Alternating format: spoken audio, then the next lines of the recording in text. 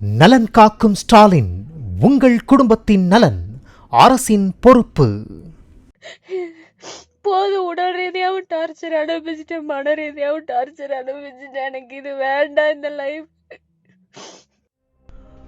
கடந்த ஜூன் மாதம் திருப்பூர் மாவட்டம் அவிநாசியில் திருமணமான 2.5 மாதங்களில் புதுமண பெண் ரிதன்யா விஷமருந்தி உயிரை மாய்த்து கொண்டார்.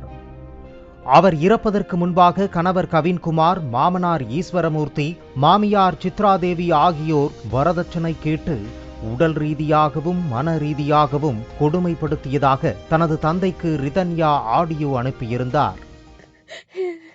போது உடல் ரீதியாகவும் டார்ச்சர் அனுபவிச்சுட்டேன், மன ரீதியாகவும் டார்ச்சர் அனுபவிச்சுட்டேன். எனக்கு இது வேண்டாம் இந்த லைஃப். என்னோட இந்த முடிவுக்கு கவினும் ஈஸ்வரமூர்த்தியும் சித்ராதேவியும் தான் காரணம். என்ன மன்னிச்சிருங்கப்பா, என்ன மன்னிச்சிருங்கம்மா.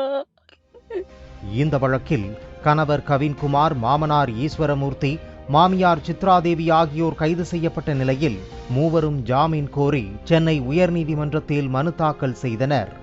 இந்த வழக்கு உயர்நீதிமன்ற நீதிபதி ஜி ஜெயச்சந்திரன் முன்னிலையில் விசாரணைக்கு வந்தது. அப்பொழுது காவல்துறை தரப்பில் ரிதன்யாவின் ஆடியோ தடய அறிவியல் சோதனைக்கு அனுப்பப்பட்டிருப்பதாக தெரிவிக்கப்பட்டு விசாரணை நிலை அறிக்கை தாக்கல் செய்யப்பட்டது. மனுதாரர்கள் செல்வாக்குமிக்க நபர்கள் என்பதால் மனுதாரர்களுக்கு ஜாமீன் வழங்கினால் விசாரணை பாதிக்கப்படும் எனவும் சாட்சிகளை கலைக்க வாய்ப்பு இருப்பதாகவும் ரிதன்யாவின் தந்தை தரப்பு வழக்கறிஞர் தெரிவித்தார்.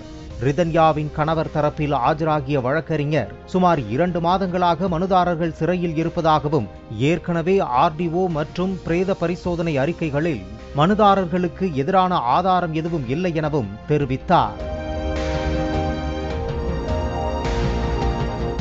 அனைத்து தரப்பு வாதங்களுக்கு பிறகு பேசிய நீதிபதி ஜெயச்சந்திரன், ரிதன்யாவின் கணவர் குடும்பத்தினர் மூவருக்கும் நிபந்தனை அடிப்படையில் ஜாமீன் வழங்குவதாகவும் மூவரும் தலா 1 லட்சம் ரூபாய் பிணைத்தொகை கொண்ட 2 நபர் ஜாமீன் உத்தரவாதத்தை செலுத்த வேண்டும் என உத்தரவிட்டார். விசாரணை அதிகாரி முன்பு தினமும் காலை 10 மணி, மாலை 5 மணிக்கு நேரில் ஆஜராகி கையொப்பமிட வேண்டும். அவிநாசி நீதிமன்றத்தின் அனுமதியின்றி தமிழகத்தை விட்டு வெளியேறக்கூடாது என்றும் நீதிபதி தெரிவித்தார். அவிநாசி நீதித்துறை நடுவர் நீதிமன்றத்தில் சம்பந்தப்பட்ட அனைவரும் தங்களுடைய பாஸ்போர்ட்டை ஒப்படைக்க வேண்டும். பாஸ்போர்ட் இல்லை என்றால் தங்களிடம் பாஸ்போர்ட் இல்லை என்பது தொடர்பான உத்தரவாதத்தினை தாக்கல் செய்ய வேண்டும். மேலும் காவல்துறை விசாரணைக்கு முழுமையாக ஒத்துழைப்பு அளிக்க வேண்டும். சாட்சிகள் மற்றும் ஆவணங்களை கலைக்கும் நடவடிக்கைகளில் ஈடுபடக்கூடாது என்ற நிபந்தனையின் அடிப்படையில் ஜாமீன் வழங்குவதாக நீதிபதி உத்தரவிட்டார். பாலிமர் செய்திகளுக்காக செய்தியாளர் ஆனந்த். நலன் காக்கும் ஸ்டாலின், உங்கள் குடும்பத்தின் நலன் அரசின் பொறுப்பு.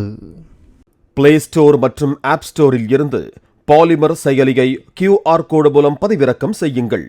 செய்திகளை உடனுக்குடன் பெறுங்கள்.